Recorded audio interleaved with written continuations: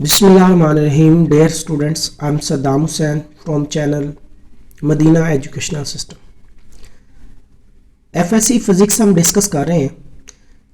Second year chapter number 12 electrostatics हमारा topic है. आज हम इस चैप्टर का एक इंपॉर्टेंट टॉपिक को डिस्कस करेंगे और वो है इलेक्ट्रिक फ्लक्स. इलेक्ट्रिक फ्लक्स को पढ़ने से पहले हम प्रीवियस लेक्चर को डिस्कस कर लेते हैं. प्रीवियस लेक्चर में हमने पढ़ा था एप्लीकेशन ऑफ इलेक्ट्रोस्टैटिक्स. इलेक्ट्रोस्टैटिक की एप्लीकेशन में पहले हमने फोटोकॉपियर पढ़ा यानी जीरोग्राफी, जिसको हमने कहा था जीरोग्राफी मीन ड्राई राइटिंग है.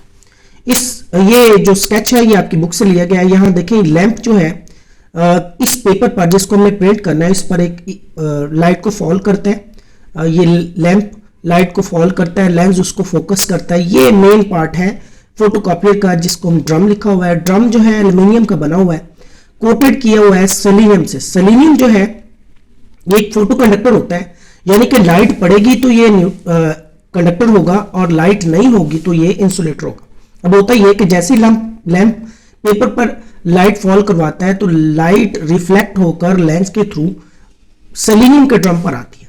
अब सेलेनियम पर सारे के ऊपर पॉजिटिव चार्ज होता है और ये होता है कि लाइट जब पेपर पर पड़ती है तो पेपर के कुछ हिस्से लाइट को रोक लेते हैं और कुछ हिस्से लाइट रिफ्लेक्ट करके ड्रम के ऊपर आ जाते हैं. तो वो हिस्से जहां पर लाइट नहीं पड़ती ड्रम के वो हिस्से अपना पॉजिटिव चार्ज रिटेन रखते हैं और वो हिस्से जिन पर लाइट पड़ जाती है तो वो न्यूट्रल हो जाते हैं. तो वो पॉजिटिव चार्ज वाले जो हिस्से हैं जैसे वो नेगेटिव चार्ज टोनर से गुजरते हैं तो वहां से वो इंक लेते हैं. इंक उसके साथ अट्रैक्ट हो जाती है और नीचे से हम पेपर इंसर्ट करते हैं तो वो सारी के सारा टोनर पेपर पर शिफ्ट हो जाता है और ये भी पेपर हीटर रोलर से हम गुजारते हैं तो वो इस टोनर को पेपर पर मेल्ट करके हमारे पास परमानेंट प्रिंट दे देते हैं. ये हमारी पहली एप्लीकेशन थी इलेक्ट्रोस्टैटिक की जिसको हमने डिस्कस किया था लास्ट टाइम.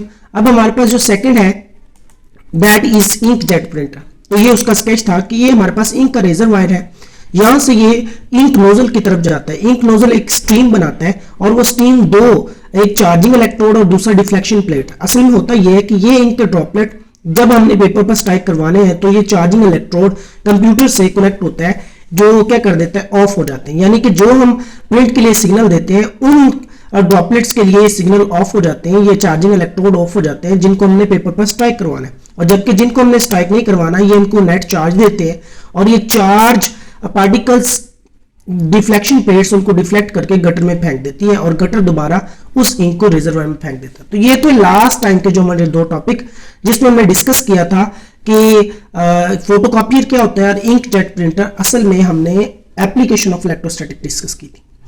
तो आज का हमारा टॉपिक है इलेक्ट्रिक फ्लक्स. तो इलेक्ट्रिक फ्लक्स देखिए सबसे पहले एमसीक्यूज. तो electric flux through any surface depend upon number 1 area of the surface, number 2 direction of surface, relative field, number 3 electric intensity और नंबर 4 जो है ऑल ऑफ दीज. तो आंसर सही क्या है ये हम इस टॉपिक को पढ़ने के बाद इंशाल्लाह इस काबिल हो जाएंगे कि इसका आंसर सही क्या है. नेक्स्ट एमसीक्यूज हमारे पास है total charge, total electric flux coming out of unit positive charge in air is epsilon not, 4 pi epsilon not, 1 over epsilon not और 4 पाई एप्सिलॉन नॉट का इनवर्स है. आंसर ये आप कमेंट सेक्शन में हम बताएं. नेक्स्ट एमसीक्यूज हमारे पास जो है SI unit of electric flux. तो एसआई यूनिट क्या है इलेक्ट्रिक फ्लक्स का? न्यूटन पर मीटर स्क्वायर कॉलम और न्यूटन मीटर स्क्वायर पर कॉलम या फिर न्यूटन मीटर पर कॉलम स्क्वायर या फिर न्यूटन मीटर पर कॉलम. आंसर सही क्या है आप हमें कमेंट सेक्शन में जरूर बताइएगा. अब आते हैं हम अपने टॉपिक की तरफ. What is electric flux? देखिए बेटा आप लोगों ने इलेक्ट्रिक फील्ड लाइंस डिस्कस की थी. इलेक्ट्रिक फील्ड लाइंस ये होती है कि इलेक्ट्रिक फील्ड इंटेंसिटी को रिप्रेजेंट करने के लिए हम इमेजिनरी लाइन ड्रॉ करते हैं. वो imaginary lines electric field lines कहलाती है जिनको हमने पढ़ा था कि पॉजिटिव से स्टार्ट होती हैं, नेगेटिव पर एंड होती हैं. अगर सिंगल चार्जेस हैं तो पॉजिटिव के लिए आउटवर्ड होंगी और नेगेटिव के लिए इनवर्ड होंगी. तो ये उन इलेक्ट्रिक फील्ड लाइंस वो जो होती हैं अगर उनके सामने कोई हम स्पेसिफिक एरिया रख दें तो वो लाइंस उस एरिया से पास करेंगे. तो उस टर्म को यानी कि लाइन का उस एरिया से पास करने को हम क्या कहते हैं, इलेक्ट्रिक फ्लक्स कहते हैं। देखते हैं डेफिनेशन क्या है इसकी। तो डेफिनेशन देखें, the number of electric lines of force passing perpendicular through a certain area. अब ये एरिया की टर्म ना आप थोड़ी सी समझ लें। देखो बेटा, लेंथ मल्टीप्लाई बाय विड्थ वो कहलाता है हमारे पास सरफेस एरिया, और हमारे पास जो इलेक्ट्रिक फ्लक्स में एरिया हमने लिया है वो हमारे पास है वेक्टर एरिया। अब सरफेस एरिया का पता चल गया, लेंथ मल्टीप्लाई बाय विड्थ, ये जैसे कि मेरे पास स्क्रीन आपको नजर आ रही है, तो इसका ये सरफेस एरिया है। लेकिन आप इस स्क्रीन को देख रहे हैं तो ये आपकी तरफ परपेंडिकुलर है, यानी इस सरफेस के परपेंडिकुलर एक एरिया आ रहा है, दैट इज वेक्टर एरिया। तो यहां फ्लक्स में आपने वेक्टर एरिया लेना है। अगर आप सरफेस एरिया लेते हैं तब क्या केसेस बनेंगे, और अगर आप लेते हैं वेक्टर एरिया तो तब क्या केसेस बनेंगे, ये दोनों मैं आपको बता देता हूं। अब ये मैथमेटिकल फॉर्म, ये इलेक्ट्रिक फ्लक्स को बेटा फाई से रिप्रेजेंट करते हैं। यहां E mean electric, phi mean flux है। नेक्स्ट 14 चैप्टर में हम डिस्कस करेंगे फाई बी, यहां पर फ्लक्स और बी फॉर मैग्नेटिक फ्लक्स हो जाएगा। ये ई डॉट ए है, ई इलेक्ट्रिक फील्ड इंटेंसिटी और ए यहां देखिए वेक्टर एरिया, तो ये होता है ई ए कॉस थीटा। क्वांटिटी, क्योंकि इसके लिए कोई डायरेक्शन नहीं चाहिए, दो वेक्टर्स की प्रोडक्ट स्केलर है इसलिए ये एक स्केलर क्वांटिटी है। और इसका यूनिट देखें, ई का यूनिट आपको पता है न्यूटन पर कॉलम होता है, और जबकि हमारे पास जो एरिया का यूनिट मीटर स्क्वायर होता है, तो न्यूटन मीटर स्क्वायर पर कॉलम आ गया, तो ये इसकी डायमेंशन हो गई। अब आए केसेस की तरफ, स्पेशल केसेस ये हमारे पास तो इलेक्ट्रिक फ्लक्स मैक्सिमम कब होगा, इलेक्ट्रिक फ्लक्स मिनिमम कब होगा, और इलेक्ट्रिक फ्लक्स अगर हमारे पास एरिया किसी स्पेसिफिक एंगल पर होता है तो तब क्या होगा। सबसे पहले केसेस देखते हैं, ये हमारे पास 3 केसेस हैं। तो पहला केस है when electric field lines and area are parallel, यानी कि इलेक्ट्रिक फील्ड लाइंस और एरिया पैरेलल, तो ये वाला केस बन रहा है। यहां देखिए इलेक्ट्रिक फील्ड लाइंस भी और एरिया जो है, ये एरिया कौन सा लिया हुआ है, सरफेस एरिया लिया हुआ है, जबकि असल हम किसका, यहां पर इस फ्लक्स में हम ये जो एरिया है वो हमारे पास वेक्टर एरिया है। तो देखिए इलेक्ट्रिक फील्ड इंटेंसिटी और वेक्टर एरिया के दरमियान एंगल 90 बन रहा है।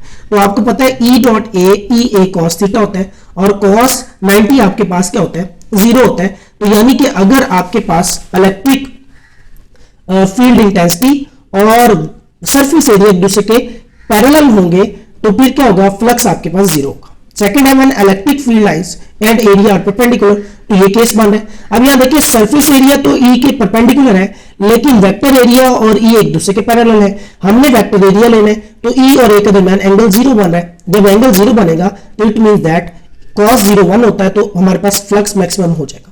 नेक्स्ट हमारे पास, अब आपके पास अगर सरफेस एरिया किसी एंगल पर आ जाता है तो आपके पास फ्लक्स भी उसी एंगल पर आ जाएगा, यानी phi E is equal to E A cos theta, यानी कि ई डॉट ए।